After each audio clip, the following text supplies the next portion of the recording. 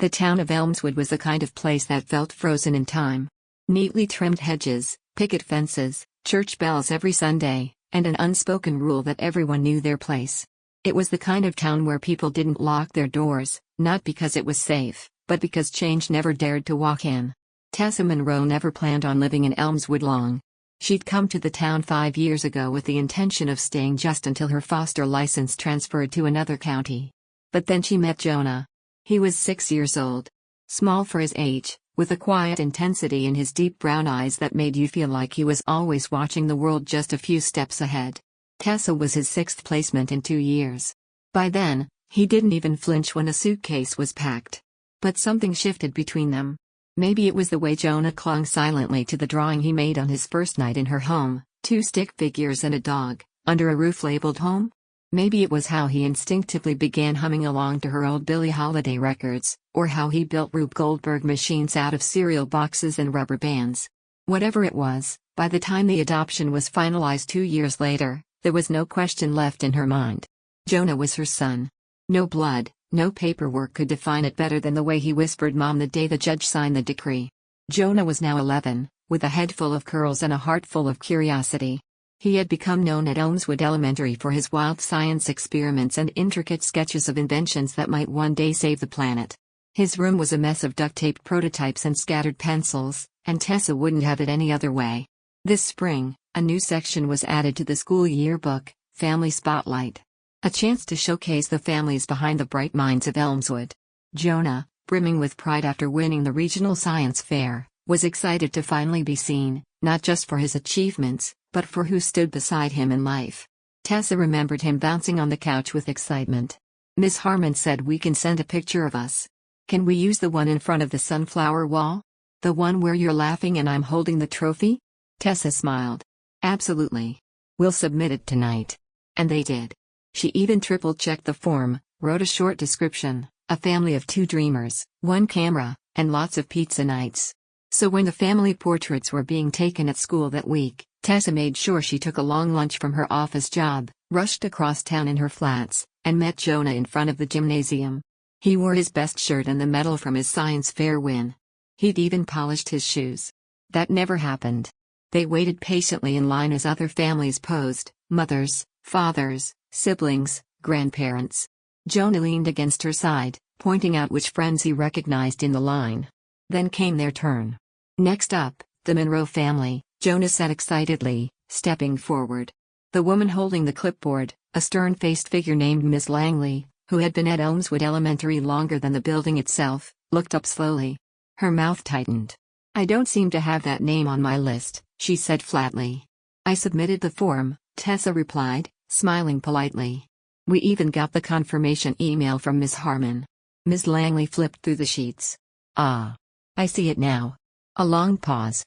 "I'm afraid the family spotlight is reserved for traditional families. You know, mother-father households." Tessa's stomach dropped.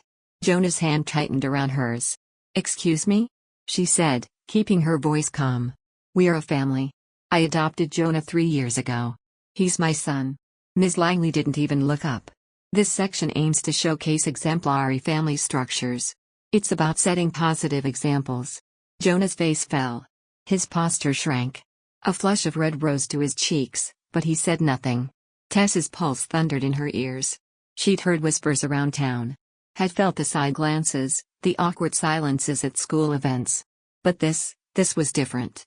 This wasn't silence. This was erasure. "I'd like to speak with Principal Owens," she said tightly. Ms. Langley gave a dismissive nod. "Feel free to do so. But we're on a schedule." Jonah didn't speak as they walked to the office. He kept his eyes down, shoulders slumped, the shine gone from his newly polished shoes. Tessa sat beside him on the hard bench outside the principal's office, fighting the anger curling inside her like smoke. She wanted to scream, to cry, to demand an apology. But she didn't. Instead, she reached for Jonah's hand and squeezed it gently. "We're going to be okay," she whispered. He nodded, slowly. But behind those eyes, something was stirring. Not sadness. Not fear. Resolve. Something that would soon shake the foundations of their entire town. The rest of the day passed in a fog. Tessa couldn't remember what Principal Owens had said exactly, Something about traditional expectations, community standards, and maintaining order. None of it mattered. None of it changed the fact that her son had been told, point blank, that their family didn't count. Back home, the house was quiet. Jonah climbed the stairs slowly, not speaking, not even bothering to take off his shoes. Tessa didn't push. She knew this silence. It wasn't just sadness, it was the kind of hurt that settled somewhere deep, a place words struggled to reach. Dinner went untouched. She made his favorite, mac and cheese with sliced apples and cinnamon toast, but Jonah only poked at the plate. Tessa sat across from him at the small kitchen table, fiddling with her napkin, watching her boy shrink inward like a telescope collapsing on itself. Finally, he whispered, "Mom, are we not real?" The question cracked something in her. Tessa stood, walked around the table, and knelt beside him. "You are real," she said, her voice thick. "And I am real. And what we have is the most real thing in this entire town." Jonah didn't answer. He just leaned into her, forehead pressed to her shoulder, breathing slow and uneven. Later, Tessa kissed him goodnight, tucking him in even though he didn't ask for it. She closed the door softly behind her and stood in the hallway, staring at the photo they planned to use for the yearbook, both of them beaming in front of the sunflower wall. Her heart ached. She went to bed with that ache still there. At 2:12 a.m., a sliver of warm light escaped from beneath Jonah's door. Tessa blinked at the glow. She pulled on her robe and padded down the hallway, bare feet silent on the old wooden floor. She hesitated outside his room for a moment, then knocked gently. "Jonah?" No answer. She opened the door. He was sitting cross-legged at his desk, hunched over a stack of crumpled notebook paper. His hair was messy, and his glasses had slid down his nose. He was writing furiously, the eraser worn flat, the pencil gripped like a lifeline. Around him were balled-up drafts, some halfway torn, some soaked with what Tessa realized were dried tear stains. "Hey," she said softly. "It's late." "I'm almost done," he said, not looking up. "Please." She stood in the doorway, watching the boy she had raised find something inside himself, something raw and powerful. When he finally set the pencil down, he turned to her with red-rimmed eyes, but his hands didn't shake anymore. "I don't want you to fight for me," he said, his voice quiet but steady. "I want to do this myself." He held out a piece of paper. At the top, written in his neatest print, were 5 words. "What makes a real family?" Tessa sat down on the edge of the bed and began to read. She didn't make it through the first paragraph before the tears returned. Jonah wrote about his life before her, foster homes that changed too quickly, birthdays forgotten, nights spent wondering why no one stayed. Then, he wrote about her. About how she bought him a microscope when he told her once, just once, that he liked bugs.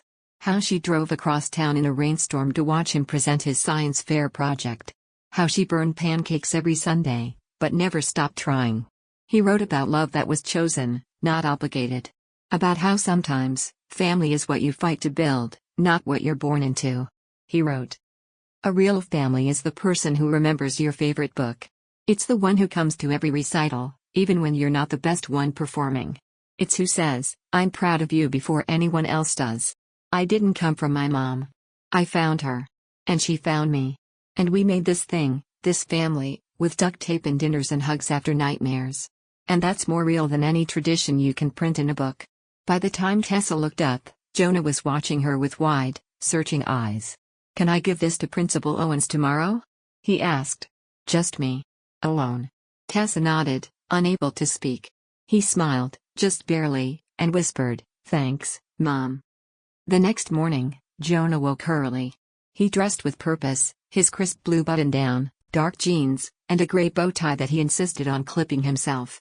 He tucked his letter carefully into an envelope, folding it just once, the way he said made it feel important. "You sure you want to do this on your own?" Tessa asked as she pulled up to the curb outside the school. He looked at her, calm and clear-eyed. "Yeah. I got it." She nodded, biting back the 1,000 things she wanted to say. "I'll be right here. You text me the minute you're done." He gave her a thumbs up and stepped out of the car, walking up the front steps with the kind of quiet courage that makes the air around a person feel bigger. Tessa watched him until the doors closed behind him.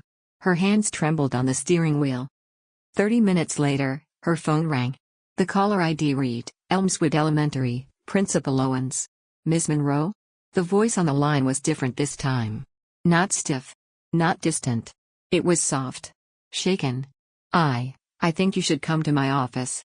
Right away. Tessa's heart lurched. When she arrived, the office door was open. Jonah sat calmly in one of the guest chairs, hands folded in his lap. Principal Owen sat across from him, her eyes misty, a folded tissue clenched in her hand. Between them, on the desk, was the letter. Tessa stepped inside. Your son, Principal Owens began, standing slowly, has written something I will never forget. Jonah turned to her, his small, proud smile waiting. He's asked to read it aloud at tomorrow's school assembly, the principal continued. And with your permission, I'd like to call a press conference as well. This letter, this voice, it needs to be heard. Behind her, a young woman stepped forward. Tessa recognized her from the Elmswood Gazette. She extended a hand. I'm Ava Kinley. Principal Owens read me part of the letter over the phone, she said. I think. No, I know this story matters. Tessa looked at her son. Is it okay, Mom? Jonah asked gently. Can I read it to everyone? In that moment, Tessa saw not just her boy, but the beginnings of a leader. Her voice broke as she answered. Yes, Jonah. Yes, you can. The next morning, Elmswood Elementary buzzed with an energy it hadn't known in years. Word of the impromptu assembly, and the special student message had spread like wildfire through the town. In a place where change usually came with a whisper, this was a full-on roar. The auditorium was packed to the walls. Teachers sat stiffly with their classes, parents squeezed into back rows, and reporters from not just the Elmswood Gazette, but 2 nearby county papers, hovered near the side aisles with notepads and recording devices. Even the mayor had shown up, perched uncomfortably in a folding chair near the front. Tessa sat beside Ms. Green, Jonah's science teacher, hands clenched in her lap. Her heart felt like it was ricocheting between her ribs. On stage, a modest podium stood in the center beneath the school's banner, Elmswood Elementary, rooted in tradition, growing toward the future. Fitting, she thought grimly. Behind the curtain, Jonah waited. Tessa knew he had barely slept. He'd reviewed his letter a dozen times the night before, but refused to let her rehearse it with him. I want it to come out the way I meant it when I wrote it, he'd said. Ava Kinley, the reporter, had met him early and walked him through what to expect, how to use the mic, where to look. She even gave him a small pebble to hold in his pocket. Something to ground you, she explained. Speakers do it all the time. At 9 o'clock sharp, Principal Owens stepped onto the stage. Her usual carefully neutral expression was gone. She looked determined, and maybe a little nervous. Good morning, everyone, she began. Thank you all for coming. This assembly was called because yesterday, one of our students shared something with me that changed the way I view our school. And maybe, how we all view each other. She paused, eyes sweeping the crowd. For many years, Elmswood Elementary has followed a certain rhythm, an understanding of what we present to the world and how we define success, achievement, and even family. But yesterday, I was reminded that definitions are not truths. That sometimes, the most powerful lessons come not from the front of a classroom, but from the quiet courage of a child. Tessa blinked back tears already. I'd like to welcome to the stage, a young man who has reminded us all what it means to belong. Please welcome Jonah Monroe. The side curtain parted, and Jonah stepped onto the stage. He looked impossibly small behind the podium, a lone figure in a sea of eyes. His shirt was tucked in. His bow tie slightly crooked. He gripped the microphone with both hands and took a shaky breath. Then he began. Good morning. My name is Jonah Monroe, and I'm 11 years old. Yesterday, my mom and I were told that we couldn't be in the family spotlight section of the yearbook. Because we're not a real family. The room fell silent. I was upset. Not because we wouldn't get our picture in the book, but because someone I looked up to told me that what we have doesn't count. He paused, unfolding his letter carefully. The sound of the paper shifting was the only noise in the room. So I stayed up last night and wrote this. He began to read. What Makes a Real Family? By Jonah Monroe. I've lived in a lot of houses. Some big, some small. Some with lots of people. Some with too many rules. Some with none at all. But none of them ever felt like mine. Not until I came to live with my mom. She wasn't always my mom. At first, she was just Tessa. A caseworker with warm eyes who listened when I talked. She brought me a book about volcanoes when I told her I liked science. She remembered my birthday. She didn't have to, but she did. She taught me how to make pancakes, even when we burned the first 6. She took me to the science fair, even when she had to skip work. She called me her son before the judge ever did. A real family isn't who you look like. It's not who shares your last name or who appears in your baby pictures. A real family is who shows up. It's who chooses you. Over and over again. My mom chose me. And I choose her. Every single day. Some people think families have to fit a certain shape. But maybe they've just never seen one like ours. Maybe they think we're missing something. But I think we've just built something different. And I think different is okay. So if the family spotlight doesn't have room for us, maybe it needs to make more room. Jonah's voice didn't shake once. He finished the last line, folded his letter again, and stepped back from the microphone. For a moment, there was nothing. Then Ms. Green stood up. Her applause was soft at first. Then another teacher joined. Then the students. Then the parents. Until the entire auditorium rose to their feet. Tessa could barely see through the tears. She stood too, clapping as hard as she could, not just for her son, but for what he had done, for what he had become. Principal Owens returned to the stage and placed a hand on Jonah's shoulder. She waited for the crowd to quiet. "Thank you, Jonah," she said, her voice full of emotion. "Today, you've given us something rare and vital, a chance to do better." She turned to the crowd. Effective immediately, the Family Spotlight section will be redesigned to include all families. All of them. Single parents, foster families, adoptive families, same-sex parents, grandparents raising grandkids, you are all real. You are all welcome. Applause again, louder this time. "And we're not stopping there," she continued. "We're forming a Family Inclusion Council, made up of parents, students, and staff, to ensure our traditions reflect who we are now. Because if our school is going to be a home for learning, it has to be a home for everyone." Tessa was still applauding when she felt a small hand grab hers. Jonah had returned to her side, his head leaning against her hip. "You were amazing," she whispered, hugging him tightly. He shrugged bashfully. "I just told the truth. That's the bravest thing anyone can do," she said. The flash of cameras surrounded them, but in that moment, Tessa barely noticed. The real photo, the one she'd carry in her heart forever, was the look of quiet pride on her son's face. They had come to the school for a simple yearbook photo. But Jonah had done something greater. He had stepped onto a stage and redrawn the boundaries of belonging, for himself, for his school, and for every kid who ever wondered if their family counted. And from that moment forward, it always would. In the days that followed Jonah's speech, something shifted in Elmswood. The change wasn't loud, not at first. It began quietly, in the break room conversations at the town clinic, in the murmurs over coffee at the farmer's market, in the hesitant but curious questions from kids who'd sat in the front rows of the assembly. But then the ripple became a wave. The Elmswood Gazette ran the headline. "A boy's words redefine family, 5th grader sparks policy shift at Elmswood Elementary."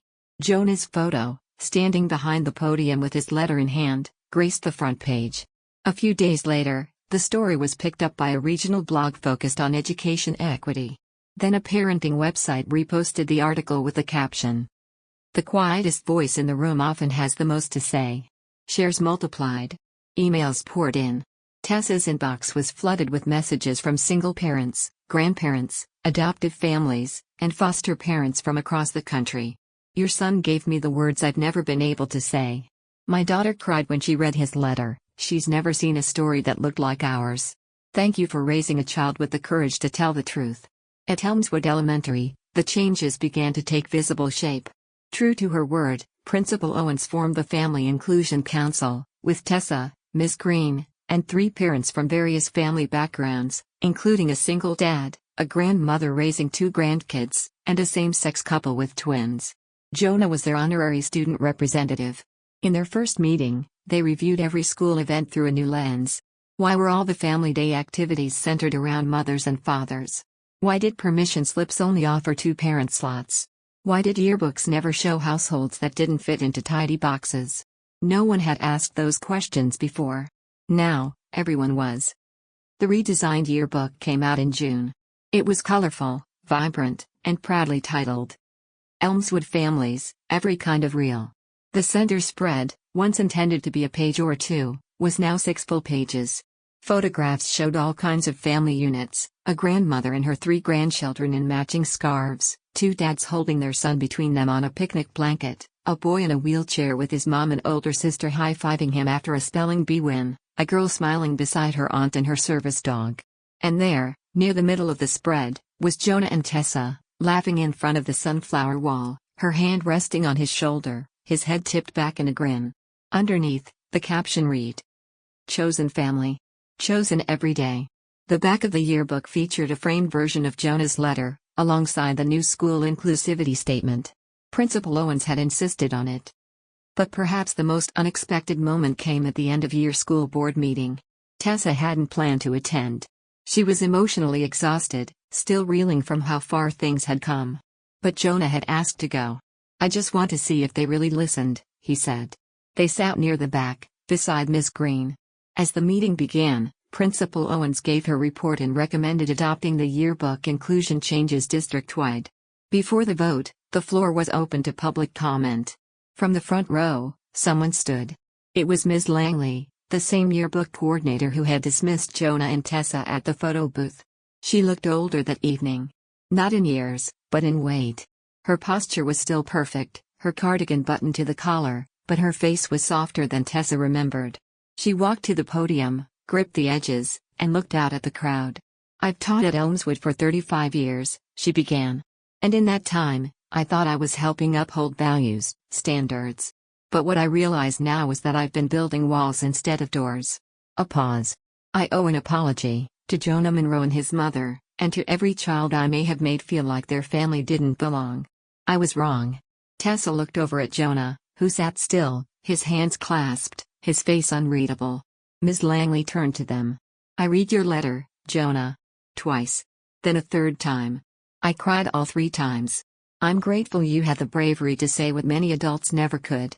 She stepped down from the podium and returned to her seat. The board voted unanimously to adopt the changes. Thunderous applause followed, not the polite kind.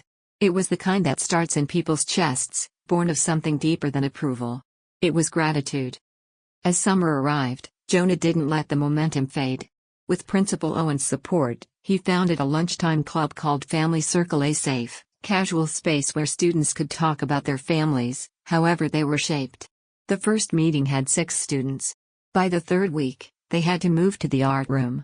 Kids talked about things they'd never said out loud: divorced parents, step-parents, siblings they didn't live with anymore, grandparents raising them, foster placements, chosen families, single moms and dads who worked double shifts to show up anyway.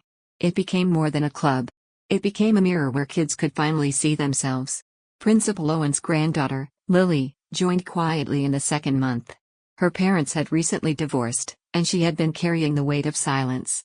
One day after a meeting, she tapped Jonah's shoulder. "Thanks," she said shyly. "I didn't know it was okay to talk about it." "Until you did." Jonah nodded. "That's what family does. We help each other be brave." Back home, one afternoon while packing for a weekend trip, Tessa found Jonah in the living room, flipping through the yearbook. He was staring at their photo. "You know what's weird?" he said, not looking up. "If Ms. Langley had just let us take the photo in the first place, no one would have noticed." Tessa paused. "What do you mean?" "I mean, it would have just been a normal page. Nothing special. But because she said no, and we had to fight for it. Now people are really thinking about what makes a family." Tessa sat beside him, quiet. "Sometimes," she said, "it takes something hard to start something good." He nodded, gently closing the yearbook and placing it next to his science fair medal on the bookshelf. "I'm glad we're a chosen family," he said simply. "It means we really wanted each other." Tessa smiled, her throat tight. "We still do," she whispered. And in the quiet of that room, surrounded by photographs, awards, books, and ordinary things that made up their extraordinary life, Tessa knew. Jonah hadn't just changed a policy. He had changed a community. With nothing but truth, paper, and a voice that dared to be heard. Summer passed in the soft golden haze of ice cream trucks, late sunsets, and front porch conversations. Elmswood didn't transform overnight, but it felt lighter now, like something rigid had finally loosened. People who once spoke only in polite nods now stopped Tessa at the grocery store to say, "I read your boy's letter." Some offered hugs. Others just held her gaze a little longer, as if seeing her, really seeing her, for the first time. Jonah's words had echoed further than anyone expected. His story was picked up by a national parenting blog, and later featured in an online segment called Voices That Changed Schools. Letters and emails poured in, again. But this time, they weren't just messages. They were stories. Stories from people like a widowed father in Minnesota raising twin girls alone. A teenager in foster care in Arizona who had never felt like he belonged. A grandmother in Maine raising her granddaughter and finally feeling seen. They all had different lives, different circumstances. But they shared one truth. They were real families. And Jonah had given them permission to say so. In early September, Elmswood Elementary reopened for a new school year. New posters decorated the front hallway now, ones that read, "Every family counts. We celebrate all shapes of love. You belong here." And, framed beneath glass in the lobby, right beside the principal's welcome sign, was Jonah's letter, "What Makes a Real Family," displayed in full, with a small plaque beneath it. Written by Jonah Monroe, age 11. Presented at Elmswood Elementary, Spring Assembly. Tessa stood before it the first day of school, her hand resting lightly on the glass, while Jonah waited by her side. She didn't say anything. She didn't need to. He understood. They both did. That fall, family circle meetings resumed during lunch every other Friday. What began as a dozen students now drew nearly 40. They talked. They drew pictures of their family trees, some with tangled roots, others with extra branches. They wrote short poems about people who made them feel safe. And once, they all brought something from home that represented their idea of family. Jonah brought a frayed blanket. "It's the first thing Mom gave me," he explained. "It was on the couch when I moved in. I used to wrap myself in it when I felt scared. I still do sometimes." Lily brought a paper calendar. "My family's schedule is weird now," she said, blushing.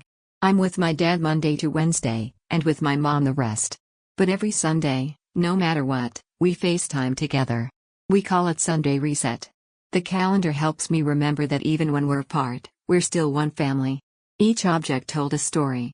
Each story rewrote the narrow definitions they'd been taught. Tessa, meanwhile, found herself invited to speak at a community event for foster and adoptive families. She stood on a small stage in a local library, heart thudding in her chest, clutching note cards she never ended up using. She told the crowd about her son. Not just what he had done, but who he was. A boy who knew what it meant to be overlooked, and chose instead to look closely at others. A child who had learned love not from its promises, but from its consistency. And who had taught his mother that bravery doesn't always roar, sometimes, it just shows up. "I didn't rescue Jonah," she said. "We rescued each other. We chose each other. And we still do." Afterward, a man approached her in tears. "I haven't seen my foster son in 5 years," he said.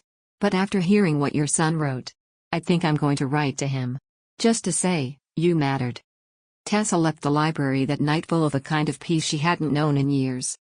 One quiet evening in November, after homework and a dinner of spaghetti and garlic bread, Tessa and Jonah curled up on the couch with a blanket and a stack of library books. The TV was off. The windows fogged slightly from the warmth inside. "Hey, Mom," Jonah said, his voice muffled against her shoulder. "Do you ever wonder what would have happened if I hadn't written the letter?" She looked down at him. "Sometimes. But then I remember, we were never trying to change the world. We were just trying to take a photo." He smiled. "Yeah. Funny how a photo became something bigger. Because you spoke up," she added. He shifted slightly. "Do you think it really helped other people?" She didn't answer right away. Instead, she reached behind her to the bookshelf and pulled out a shoebox. Inside were printouts of dozens of emails, handwritten letters, and folded drawings sent by children from other schools. Some had sketches of their families. Others had crayon drawings of Jonah standing on a stage with stars around him. "I kept these," she said. "Because they're proof." Jonah sifted through them, his eyes wide. "This one's from a boy in Oregon," she explained. "His mom said he used to lie about being adopted because he was embarrassed. Now, he's writing a speech for his class. Guess who inspired him?" Jonah blinked. "Wow." She nodded. "You didn't just help. You opened a door." They sat in silence for a while. Then Jonah said, "I think when I grow up, I want to help other kids who feel like I did. Maybe write more things. Or become a counselor. Or, I don't know. Just be someone they can talk to." "You already are," Tessa said, pulling him close. That night, as she stood in the doorway to his room, watching him sleep, Tessa thought about how easily their story could have been erased. All it took was one line on a clipboard. One woman's decision to say you're not real. But Jonah hadn't let that be the end. He'd turned erasure into illumination. Silence into conversation. He'd taken the frame meant to exclude them, and widened it. Now, kids across Elmswood, and beyond, saw themselves differently. Not missing. Not broken. Belonging. And maybe that was the truest kind of family after all. Not one that fit perfectly in a box. But one that broke the box entirely, and said, there's room here. For you. For all of us.